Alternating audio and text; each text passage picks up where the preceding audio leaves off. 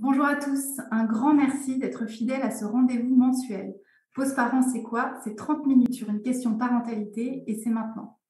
Alors aujourd'hui, on va parler de reprise de travail et d'allaitement. Est-ce que c'est mission impossible? Comment s'y prendre? Comment s'organiser? C'est tout le sujet de notre conversation du jour avec notre invitée, Pauline Rigaud, neuropsychologue à l'Institut de la parentalité Paris-Sénart et maman allaitante. Bonjour Pauline, merci d'être avec nous aujourd'hui. Bonjour Anne-Sophie, bonjour à tous. Alors, Pauline, je crois savoir que tu es personnellement concernée par cette thématique. Oui, effectivement, je suis maman de 2 enfants qui sont tous les deux allaités. Donc, ça fait maintenant 2 ans et demi que je suis une maman allaitante. Et je me suis beaucoup renseignée sur l'allaitement et la reprise du travail. Et c'est ce qui m'a vraiment permis de continuer à allaiter et à le faire au travail. Donc, j'avais très envie de pouvoir partager avec vous ce que moi, j'ai pu recueillir comme information pour que vous ayez un maximum de choses à votre disposition pour que ça se passe correctement.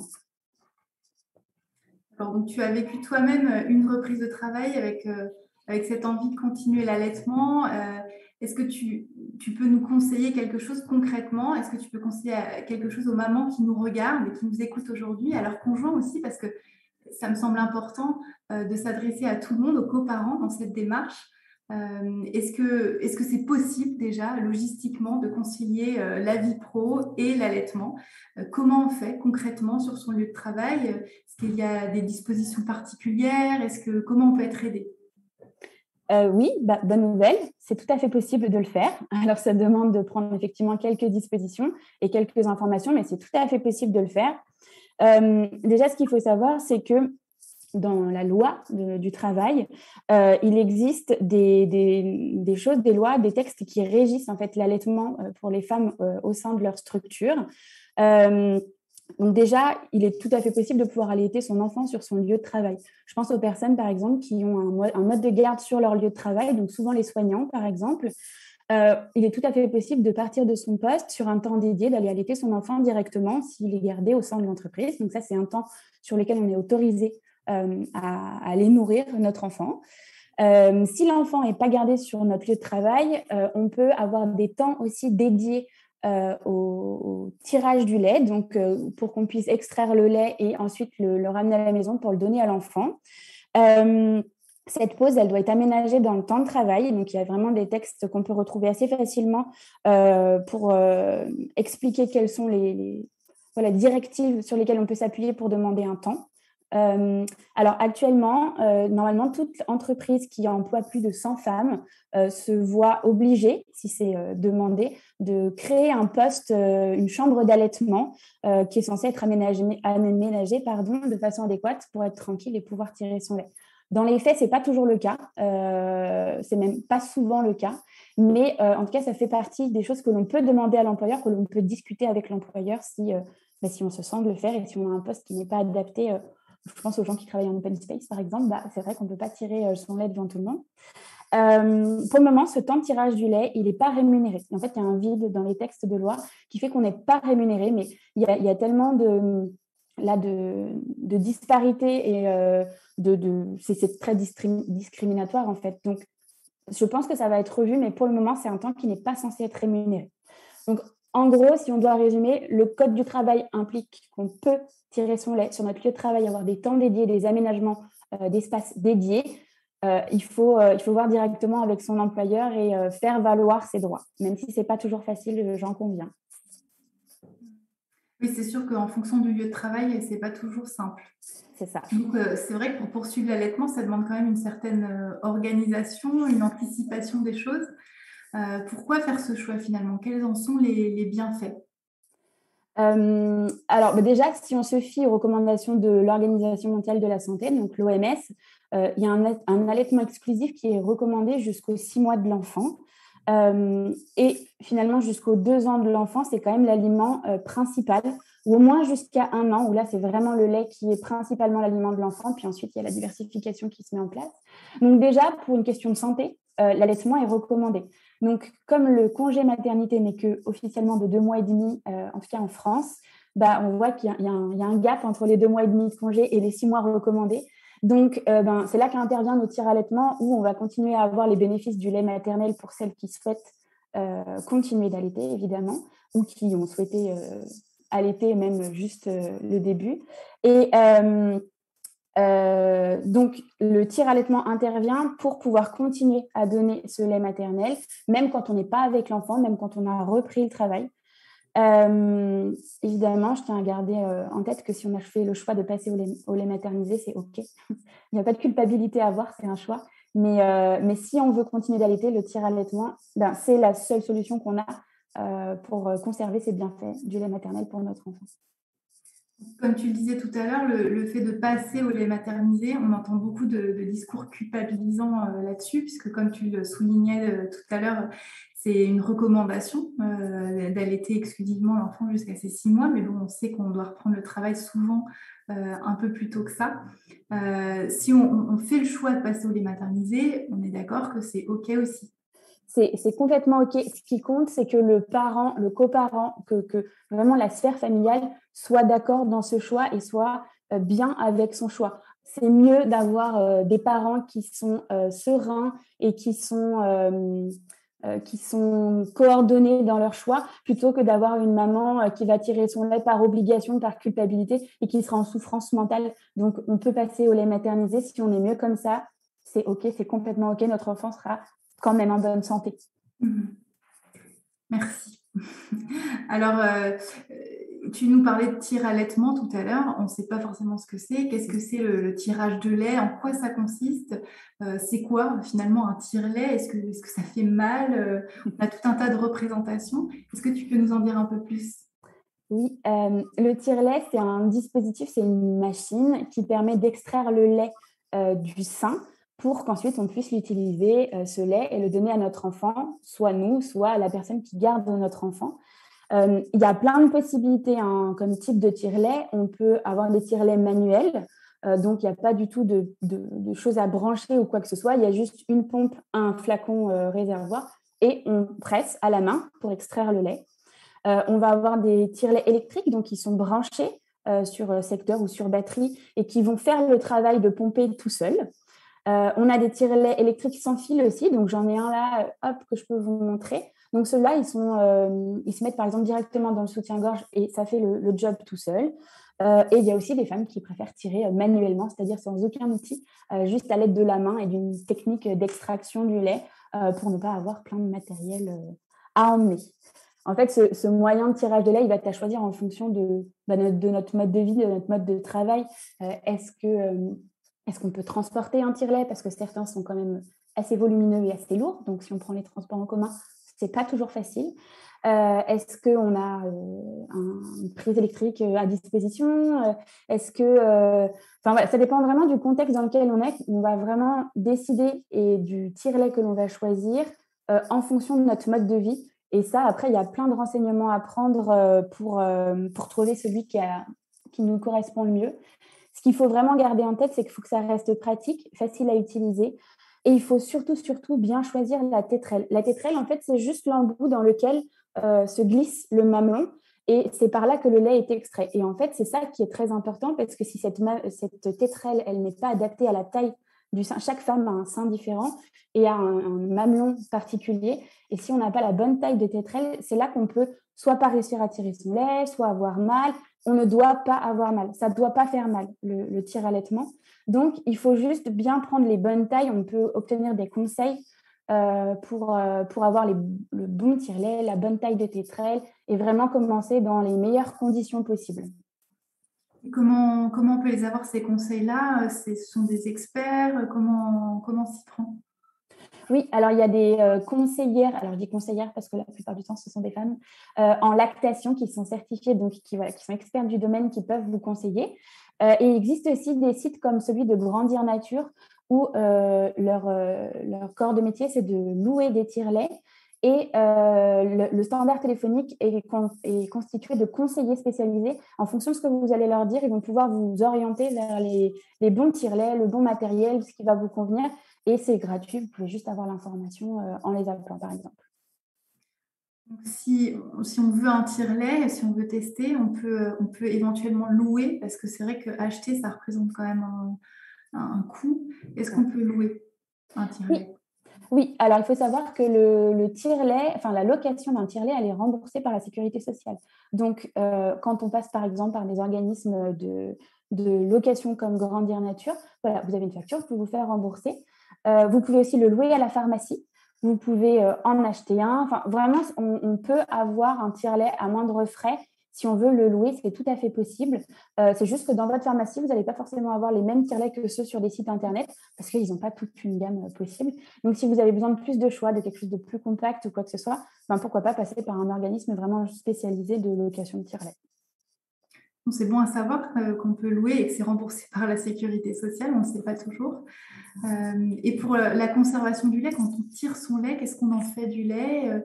On le conserve comment? Comment on fait sur son lieu de travail?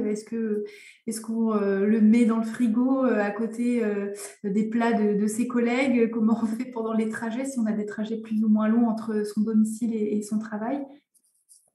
Déjà, il faut avoir en tête des recommandations de conservation, de température de conservation, parce que c'est ce qui va garantir l'intégrité du lait et que vous allez pouvoir le donner sans danger à votre enfant par la suite.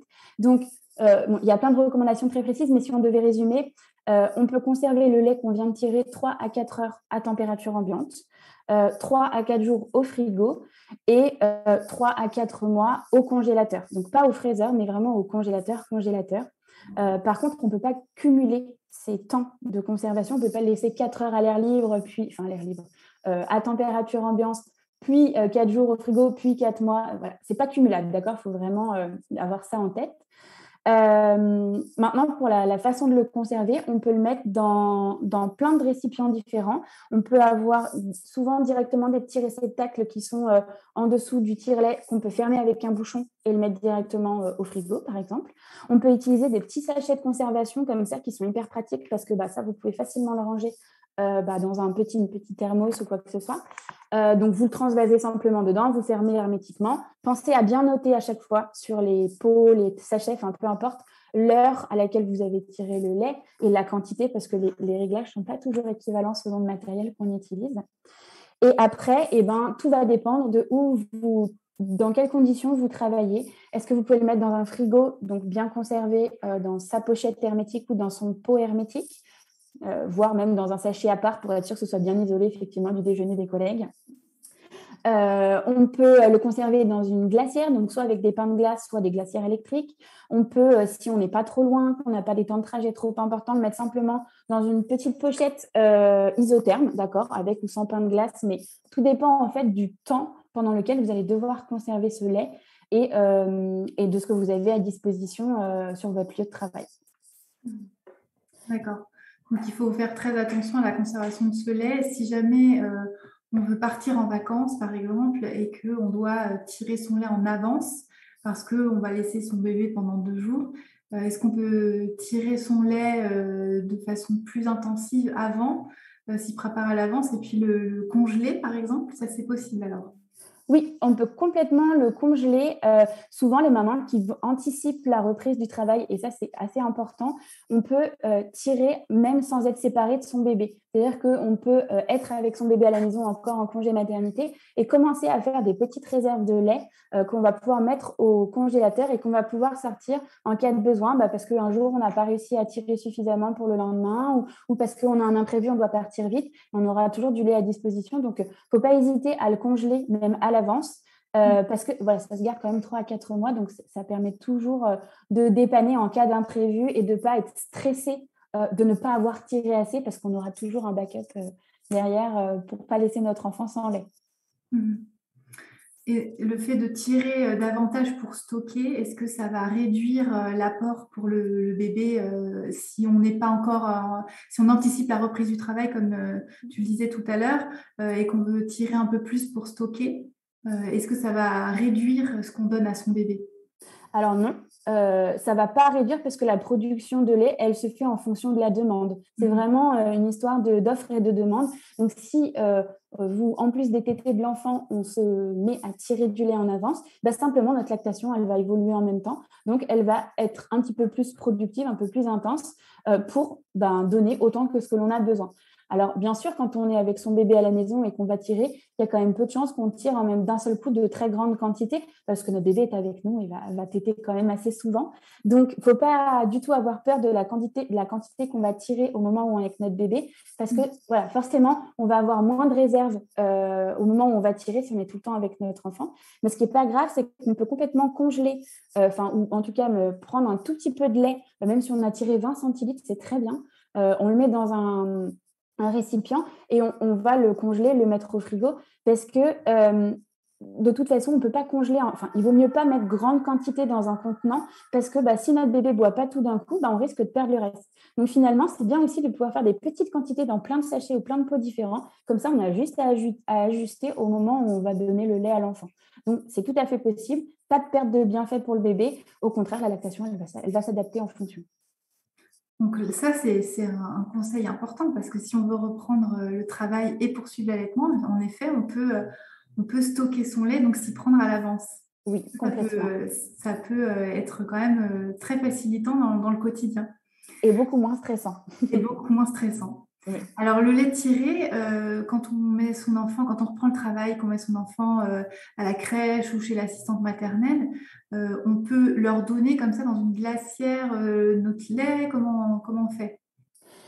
Alors, pour les crèches, les crèches, il faut faire attention parce qu'elles peuvent avoir des protocoles spécifiques. Il faut vraiment se renseigner directement auprès de la structure pour savoir quels sont leurs protocoles à eux de conservation du lait maternel. Normalement, la plupart des modes de garde sont OK pour donner du lait maternel, mais certaines ne vont pas avoir le matériel adapté, donc un frigo ou un congélateur, pour stocker le lait et vont vous demander uniquement du lait frais ou du lait qui est déjà décongelé, par exemple, de la veille, d'où l'importance de bien noter les dates et les quantités et l'heure à laquelle on décongèle.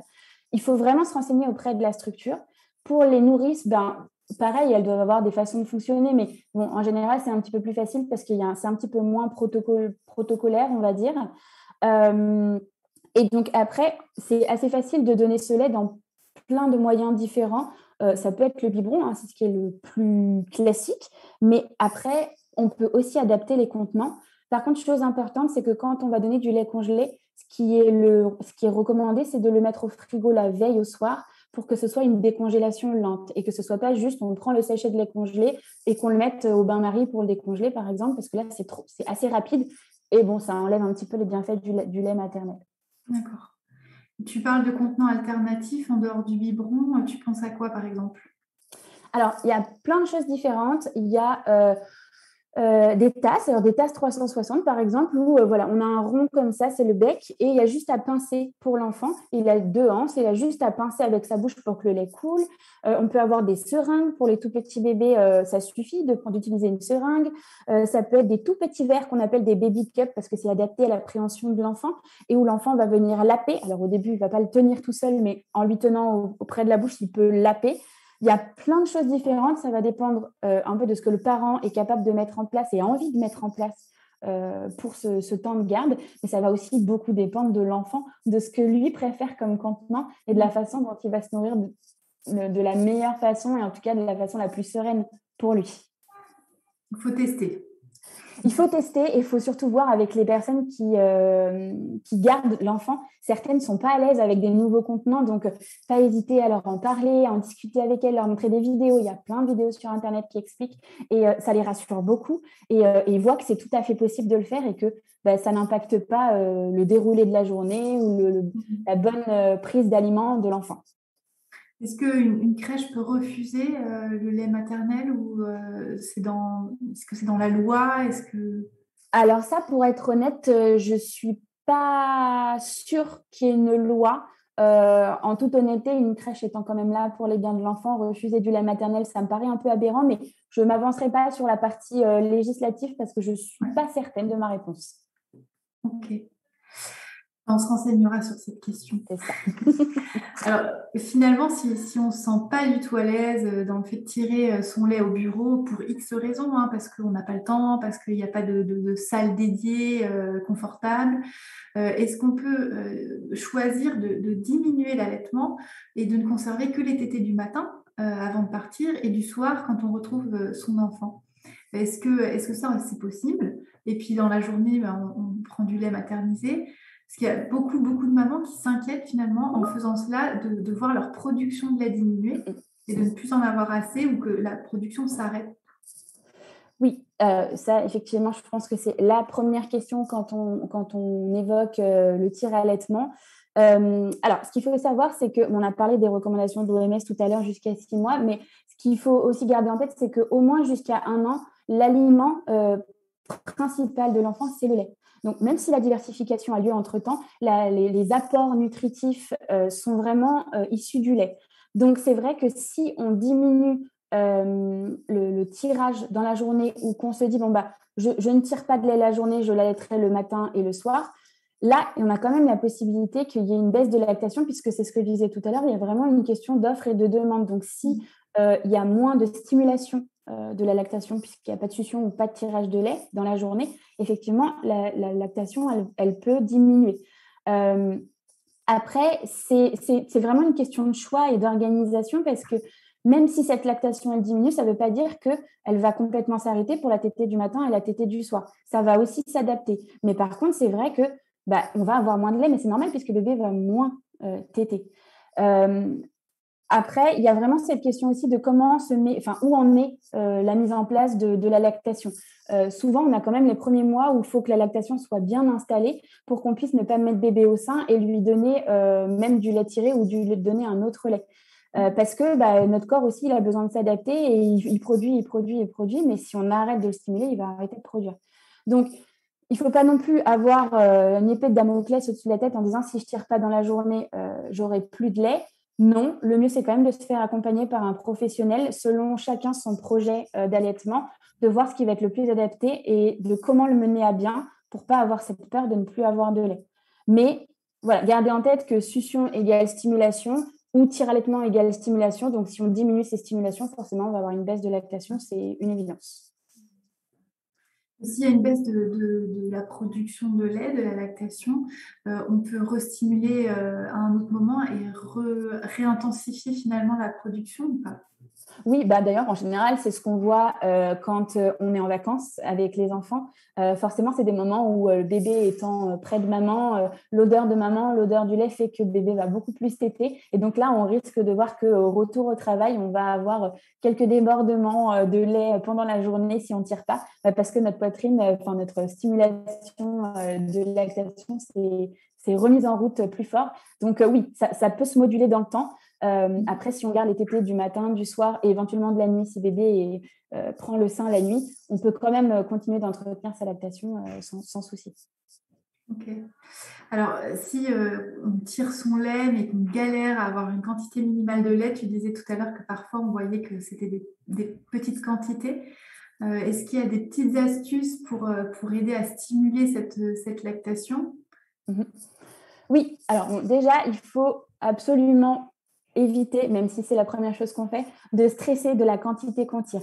Parce que les premières fois où on tire, on va se dire « mais mon bébé n'aura jamais suffisamment pour demain, ça veut dire qu'il ne prend que ça ». Non, parce que la quantité qu'on tire en tire-lait et la quantité que bébé prend au sein n'est pas la même. D'accord ? On ne pourra jamais savoir combien un bébé prend au sein parce que ce n'est pas du tout la même stimulation. Donc, bébé est beaucoup plus efficace que le tire-lait, on ne va pas se le cacher. Donc, si ça nous angoisse un petit peu, plus on est angoissé, moins on va produire de lait. Donc, on peut, pourquoi pas, mettre une petite chaussette sur le récipient du tire-lait. Comme ça, on ne voit pas la quantité qui est en train de tirer. Et après, il faut essayer de se mettre un peu dans une bulle dans laquelle on va se focus sur le bébé. Par exemple, on s'assoit tranquillement, on prend son téléphone, on regarde des vidéos, des photos de bébé. Ça stimule et ça fait produire l'hormone de l'amour. Et comme un fait exprès, c'est cette hormone qui aussi stimule la production de lait. Donc, essayez de se déstresser au maximum et la production devrait suivre quand on est dans une lactation tout à fait classique. Je pars hors pathologie, évidemment. Est-ce qu'il y a un temps minimum de tirage de lait? Est-ce qu'il faut rester 1 heure avec le tire-lait ou est-ce que 10 minutes, ça peut suffire? Est-ce qu'il y a un temps? Il n'y a pas de temps. C'est clairement propre à chaque personne, vraiment. Il y a des femmes qui, en 10 minutes, même à la main, vont réussir à exprimer une quantité de lait phénoménale et d'autres qui, en 1 heure, vont exprimer 30 centilitres. Ça va dépendre des moments de la journée, de notre état de stress, de notre disponibilité. Je pense qu'il faut surtout s'écouter. Et si on sent que à ce moment-là, on n'était peut-être pas hyper dispo et qu'on n'a pas tiré beaucoup, ben, pas de souci. On refera une stimulation, un autre tirage un petit peu plus tard. C'est pas tant la quantité qu'on va faire en une fois, mais plus la régularité du tirage. Donc, surtout, il faut essayer d'être le plus cool possible avec ça. Et voilà, on stimule plusieurs fois. Si c'est 10 minutes, c'est très bien. Si c'est une demi-heure, c'est très bien. Au-delà, de toute façon, on risque d'avoir un petit peu de douleur. Et à ce moment-là, si on a des douleurs, il faut arrêter le tirage parce que c'est que là, c'est plus le moment de tirer le lait. Ça ne convient plus là. Dans la journée, j'entends. Ouais. Alors, justement, avec toutes ces recommandations que tu viens de nous donner, et puis le fait que tout est adaptable, en fait, hein, il faut faire en fonction de soi, de ses ressentis, de ses conditions de vie, de travail, etc. On peut avoir besoin d'un accompagnement personnalisé. Et c'est pas évident d'avoir les bonnes informations. On trouve énormément d'informations, parfois on n'en trouve pas suffisamment, ou en tout cas pas suffisamment qui correspondent à sa situation propre. Est-ce qu'il existe des experts en allaitement? Tu parlais tout à l'heure de sociétés qui louaient les tire-laits, mais est-ce qu'on peut rencontrer physiquement des experts en allaitement pour adapter un peu tous ces conseils-là à sa propre situation? Ouais. Alors déjà, il y a un site qui est très bien fait, qui est le site de la Leche League, qui est vraiment un collectif spécialisé allaitement avec beaucoup de recherches dessus, pas juste des petites choses écrites comme ça par tout un chacun. C'est vraiment des professionnels qui font des revues d'articles scientifiques. Donc déjà, on a beaucoup d'informations. Et pour des conseils plus adaptés, il existe donc ce qu'on appelle des IBCLC. C'est des conseillères spécialisées en lactation humaine. Donc elles ont une vraie formation. Elles sont certifiées. Donc c'est une vraie certification IBCLC.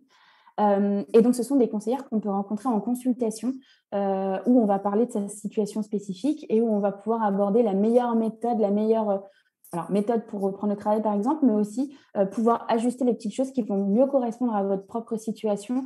Et maintenant, comme on a beaucoup développé les consultations en visio, on peut aussi le faire en visio pour certaines problématiques. Donc, il y a des répertoires sur Internet où on peut trouver des conseillères certifiées IBCLC. Il ne faut pas hésiter une seule seconde à les consulter, même pour une toute petite question d'allaitement. Il suffit parfois juste d'être réassuré dans sa parentalité, dans son maternage, pour qu'ensuite ça reparte tranquillement. Donc, il ne faut vraiment pas hésiter. D'accord. Alors, si, ça, on peut trouver, on tape sur Internet et puis on peut trouver un expert comme ça, c'est facilement accessible, quoi. Oui, c'est facilement accessible. Ouais, ok, on peut trouver facilement. Donc, Leche League, et tu me disais le sigle, c'est quoi? IBCLC. Voilà, IBCLC. Alors, on entend souvent que si on donne le biberon, le bébé va s'habituer à la tétine et puis qu'il risque de se détourner du sein. Et qu'est-ce que tu penses de ça? Alors, moi, de ce que j'ai comme information, il n'y a pas de recherche scientifique qui prouve l'existence de ce qu'on appelle une confusion synthétique. Déjà, ce terme, il n'est pas très bon parce qu'en soi, l'enfant, il peut préférer la tétine parce que ce n'est pas tout à fait le même mode de succion. Ce n'est pas les mêmes processus physiologiques de téter à la tétine du biberon ou de téter au sein. Donc, il y a beaucoup plus de facilité au biberon parce que souvent, le lait coule tout seul, en fait. Il n'y a pas besoin de faire l'effort et ce n'est pas le même mouvement de langue. Donc, éventuellement, on pourrait parler de préférence de tétine. Ça peut exister. C'est vrai que c'est vraiment la chose qui plane beaucoup quand on passe à la transition lait directement au sein et lait donné par autrui. Je pense que ça va dépendre aussi du niveau d'information du parent, de la famille, et ça va aussi dépendre de la propre physiologie du bébé. Alors, il semblerait qu'il y ait des bébés qui soient quand même plus susceptibles d'avoir cette préférence pour la facilité, entre guillemets, notamment les bébés qui auraient des freins restrictifs buccaux, parce que c'est difficile quand on a des freins restrictifs de téter au sein et c'est plus facile à la tétine.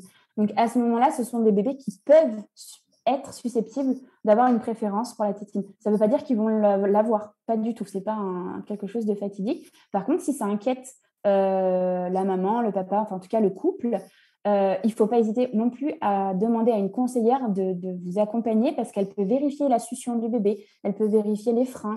Alors, je sais que les freins, en ce moment, on en parle beaucoup, les freins restrictifs. Évidemment, le but, ce n'est pas de les mettre à toutes les sauces et de leur mettre toutes les problématiques sur le dos, mais c'est une réalité, ça existe vraiment. Et voilà, juste le savoir, ça nous permet aussi d'anticiper, de reconnaître les premiers signes qui pourraient évoquer une préférence pour la tétine et de réagir immédiatement pour contrecarrer ça si c'était nécessaire.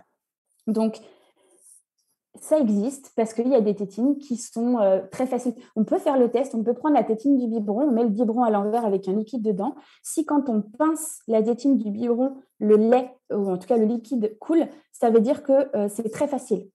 Donc potentiellement, grosse facilité versus le sein où c'est un petit peu plus difficile. Bon, on peut quand même amener à plus de facilité vers le biberon. Mais par contre, si on fait comme ça et que quand on pince la tétine et qu'on tire un peu, il n'y a rien qui se passe, et ben ça, c'est des tétines qui vont demander beaucoup plus de travail de la part de l'enfant et donc qui vont être moins faciles. Donc déjà, on peut pourquoi pas privilégier ce genre de tétines. Après, il y a aussi les contenants alternatifs. Si vraiment on a peur, on fait une consultation spécialisée avec un professionnel dédié et on voit quelles sont les alternatives si ça fait vraiment très peur. Et si finalement, je n'arrive pas à m'organiser ou j'ai un lieu de travail qui ne me permet pas tellement de faciliter l'allaitement, si je suis trop fatiguée, parce que c'est quand même fatigant aussi, et que je veux arrêter l'allaitement, comment je m'y prends? Comment je peux faire? En soi, pour arrêter l'allaitement, il n'y a pas de médicaments comme on peut donner à la maternité pour éviter les montées de lait, etc.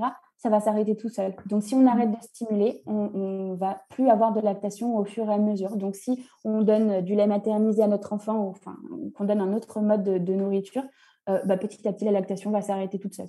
Donc, il n'y a pas de choses médicales particulières à faire. Par contre, à nouveau, on peut être accompagné parce que ça peut être un processus même psychologique qui n'est pas évident.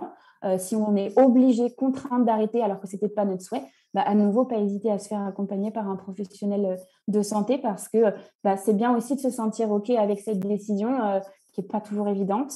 Donc, un accompagnement, c'est suffisant ou rien. Si on est OK avec cette décision, ça va s'arrêter tout seul. Merci beaucoup, Pauline. Merci pour toutes ces informations. Donc, travailler à l'été, c'est possible, a priori, mais ça s'anticipe, ça s'organise. Et si on ne fait pas ce choix-là, mais rien de grave, on peut passer au lait maternisé ou bien mixer aussi entre lait maternisé et allaitement.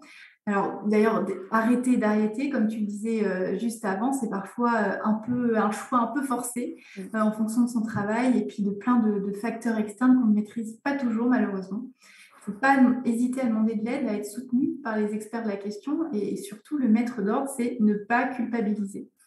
On fait comme on sent et on fait comme on peut. Le tout étant de passer du temps de qualité avec son petit.